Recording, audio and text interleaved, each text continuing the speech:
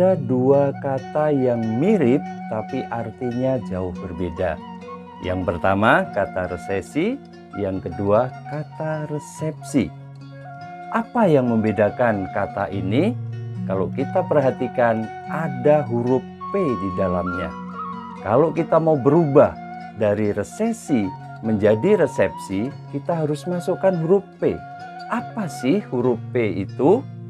Huruf P bisa kita artikan pangandika Gusti. Jadi di tahun 2023 yang kata banyak orang menjadi tahun resesi karena poek, karena ada banyak goncangan, kita akan tetap bisa resepsi kalau kita terus berpegang pada firman Tuhan.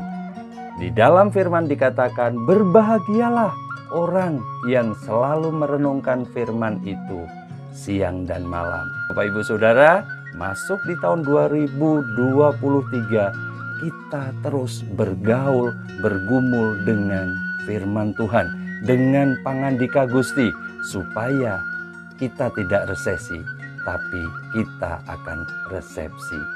Tuhan Yesus memberkati.